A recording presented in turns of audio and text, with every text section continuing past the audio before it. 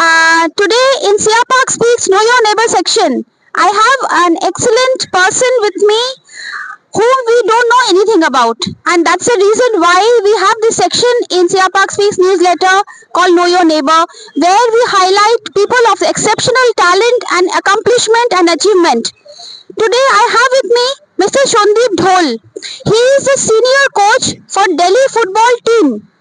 And recently, his team has won the bronze medal in the national games, which recently concluded in Haldwani. Shondi Babu, many Namaskar, many congratulations. Thank you, ma'am. And this is an amazing achievement. আমাদের পাড়ার আপনি একজন গর্ব। তো আপনি আমরা আপনার থেকে আজকে জানবো যে এরকম একটা বিশিষ্ট অ্যাচিভমেন্ট, এরকম একটা বিশেষ আপনার উপলব্ধি আপনি যে পেলেন, আমরা সত্যি গর্বিত। এবং আমি আপনার থেকে জানবো যে আপনার কোচিং জার্নিটা কিভাবে শুরু হয়, এবং তারপরে আরো আরো অনেক কিছু জানবো আপনার থেকে। আমি আমার কেরিয়ার ম্যাক্সিমাম ফুটবল ছিল কলকাতাতে। কলকাতা থেকে আমি all India university Kolkata league খেলি। তারপরে চাকরির সূত্রে আমি দিল্লিতে আসি। দিল্লিতে এসে দিল্লি লিগ খেলি, দিল্লি হয়ে ন্যাশনাল টিম খেলি। খেলার পর ধীরে ধীরে যখন খেলা আমার পায়ে এমনিতেই চোট ছিল, তারপরে যখন খেলা আমার কেরিয়ার যখন ধীরে ধীরে দেখছি আমার কেরিয়ার মানে গ্রাফ নিচের দিকে যাচ্ছে, তখন আমি আমার কোচিং লাইনের উপর আমি ফোকাস করি। কোচিং লাইনে আমার লাইফে যে আমি কোচিং পাইনি, ওইগুলো আমার ছিল দৃঢ় প্রতিজ্ঞ যে আমি কোচিংয়ে যেগুলো পাইনি বাচ্চাদের আমি কোচিং করাবো আর বাচ্চাদেরকে ওই এডুকেশন দেবো। তার জন্য আমি NIS, তারপরে AFC লাইসেন্স, ফিফা সমস্ত ডিগ্রি আমি নিয়েছি। তারপরে কন্টিনিউ গ্রাসরুট লেভেলে আমি 10 ইয়ার্স গ্রাসরুট লেভেলে আমি কাজ করেছি দিল্লিতে। গ্রাসরুট লেভেল থেকে কাজ করে তারপর আমার উসমে সৌভাগ্য হলো যে আমি লিভারপুল একাডেমিতে জয়েন করি। দিল্লিতে যখন ফার্স্ট লিভারপুল একাডেমি এলো, তখন অ্যাজ এ কোচ তা দুজন ইংল্যান্ডের স্টিভ অ্যান্ড পল, যে ইংল্যান্ডের লিভারপুল একাডেমির কোচ, তার সান্নিধ্যে আমি অনেক কোচিং শিখতে পারি। তারপরে আমি মেলা গ্রাউন্ডে বিভিন্ন জায়গায় এবং রায়সেনা বেঙ্গলি স্কুলে আমি কোচিং করেছি এবং রায়সেনাতেও ভালো সাফল্য নিয়ে এসেছি। তারপর চাকরি সূত্রে আমি এয়ারফোর্স বাল ভারতী লোদি রোডে অ্যাজ এ পোস্ট টিচার আমি জয়েন করি। তারপর ওখানে আমি সুব্রত কাপের জন্য আমাকে ওখানে অ্যাচিভ করা হয়েছিল। তাই স্কুলে জার্নিটা এরকম ছিল যে যখন আমি ফার্স্ট বাল ভারতীতে জয়েন করি, তখন আমাদের প্রাইমারি সেকশনে আমাকে পোস্টিং করেছিল। তো ফার্স্ট ম্যাচ আমাদের বসন্ত ভ্যালির সঙ্গে ম্যাচ ছিল। তো প্রিভিয়াস ম্যাচে বসন্ত ভ্যালিসে আমরা 5-0 আমাদের ডাউন করেছিল। তো 5-0-তে যখন ডাউন করেছিল, তখন আমি 1 ইয়ারে দেখেছি যে আমাদের কি কমি আছে, কি প্রবলেম আছে, সেই নিয়ে 1-2 ইয়ার্স আমি কন্টিনিউ পর সেই টুর্নামেন্ট আমরা নেক্সট 2 বছর চ্যাম্পিয়ন করেছি। তারপরে আমি হিন্দুস্তান ফুটবল একাডেমিতে দিল্লির আই লিগ ক্লাব ওখানে জয়েন করি। হিন্দুস্তান আমারকে পুরো দিল্লির পুরো মানচিত্র চেঞ্জ করে। ধীরে ধীরে তারপরে আমার কোচিং কেরিয়ার শুরু হলো।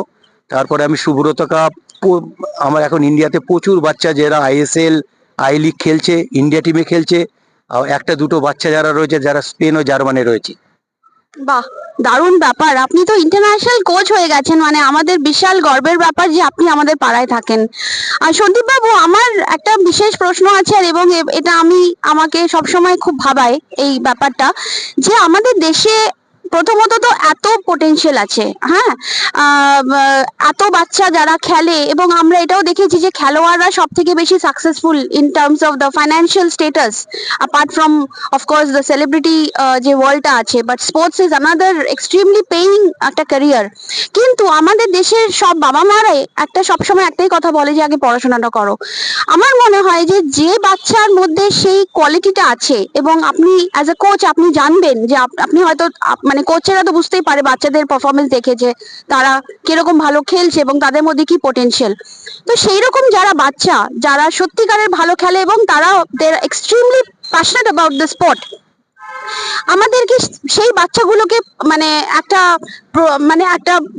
প্রেরণা দেওয়া উচিত না, এবং তাদের বাবা মাদের সাথে এটা বলা উচিত না যে ঠিক আছে ওরা টু ডিস্টেন্স লার্নিং এ ওরা গ্রাজুয়েশনটা করতে পারে বা এরকম পড়াশোনা করতে পারে, কিন্তু খেলাটা যখন ও এত মানে মন থেকে ও খেলছে, তাকে মানে আমাদের একটা অনুপ্রেরণা দেওয়া উচিত না? মানে অ্যাজ এ কোচ আমার মনে হয়, আপনার কি মনে হয়?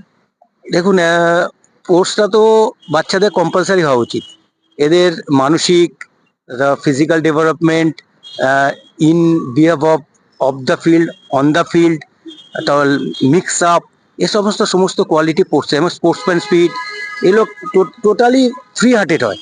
আর কোর্সের জন্য কি আমি বলবো যে প্যারেন্টসদের কাছে এই আমি মতলব ইনস্ট্রাকশন है বা আমার যে মানে প্যারেন্টসদের জন্য আমি যে অ্যান্সারটা আমি বলবো সেটা হচ্ছে বাচ্চাদের আপনারা কোর্স করান।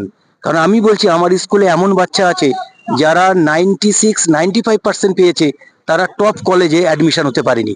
কিন্তু আমার বাচ্চা প্রত্যেক বছর আমার কাছে JMC, Hindu college, Zakir Hossain college, Motilal college সমস্ত কল আছে যে সন্দীপ কোনো ভালো প্লেয়ার থাকলে তোমরা আমাকে স্পোর্টস কোটার জন্য পাঠাও।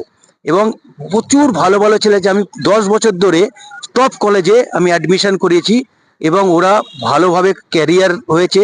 কারণ অনেক সময় কি হয় খেলার জগতে কি হয় পারফর্ম না মানে মিনিমাম চোটের জন্য তারা আউট হয়ে যায়।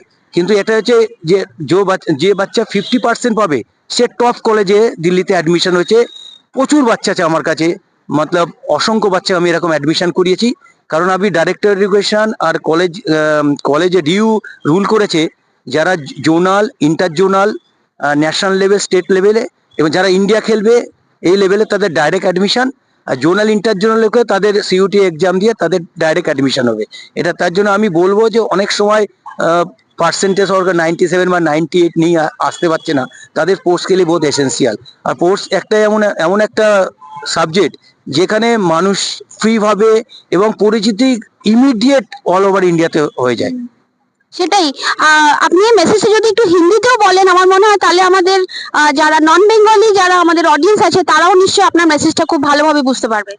एक्चुअल क्या होता है स्पोर्ट्स के लिए तो स्पोर्ट्स वेरी इंपॉर्टेंट। स्पोर्ट्स जो चीज़ है हमारा के लिए मतलब इंडिया के लिए, इसके लिए एक तो mental behave of the field on the field कैसे बिहेव करना है, और डिसिप्लिन। स्पोर्ट्स का मेन वर्ड है डिसिप्लिन। बच्चों को डिसिप्लिन वो लर्न कर सकता है स्पोर्ट्स के मदद से, जो हम कैसे बिहेव करना है। हमारा जो जो एजेड व्यक्ति है उसके लिए हम कैसे बिहेव करना पड़ेगा। और ऑलवेज ये हेल्पफुल एवं सोशल वर्क के लिए ऑलवेज स्पोर्ट्स पर्सन जो है हेल्प पर सोशल वर्क के लिए इमीडिएट आप देखेंगे कोई प्रॉब्लम नहीं है उसके लिए। और ये मेन चीज़ है स्पोर्ट्स एक चीज़ है जो आपके लिए ऑल ओवर वर्ल्ड में इसका इमीडिएट उसका पब्लिसिटी है, हो जाता है, रिकॉग्निशन आता है। रिकॉग्निशन आता है। तो इससे और भी मेरे ख्याल से स्पोर्ट्समैनशिप जब किसी के अंदर होता है तो एक उसमें एक हेल्दी बॉडी और एक हेल्दी माइंड भी आ जाता है। तो हेल्दी बॉडी के साथ एक हेल्दी माइंड होना भी बहुत जरूरी है। एक्चुअली इसमें एक्चुअल के ओपन माइंडेड होता है, ये लोग का कॉन्शियस नहीं होता है। जो अब आजकल का दिन में क्या होता है मैक्सिमम बच्चा मोबाइल के ऊपर एडिक्शन है। वो क्या करता है बाहर स्पोर्ट्स के लिए नहीं आता है, कंटिन्यू एडिक्शन, घर के अंदर मोबाइल। बहुत पेरेंट्स का कंप्लेन है सर आप बताओ कैसे मोबाइल छोड़ना है, एक एडिक्शन हो जाता है। तो ये स्पोर्ट्स एक चीज है जो ये मोबाइल एडिक्शन के लिए 100% क्योर कर सकता है। थैंक यू संदीप, আপনার সাথে কথা বলে খুব ভালো লাগলো, बहुत अच्छा लगा आपसे मिलके। और मुझे आशा है कि हमारे जो पेरेंट्स हैं हमारे देश में जो माँ बाप हैं वो अपने बच्चों का रियल टैलेंट देख के अगर उनका टैलेंट स्पोर्ट्स में है तो उनको सच में आगे जाने का एक उनको प्रेरणा देंगे। और आपके साथ अगर उनको बातचीत करना है तो हम आपका फोन नंबर भी हमारे डिस्क्रिप्शन बॉक्स में डाल देंगे, तो वहां से वो आपको फोन कर सकते हैं। थैंक यू संदीप जी, बहुत बहुत धन्यवाद और आपको बहुत बहुत शुभकामनाएं। And thank you viewers for watching this video. We will see you in our next one.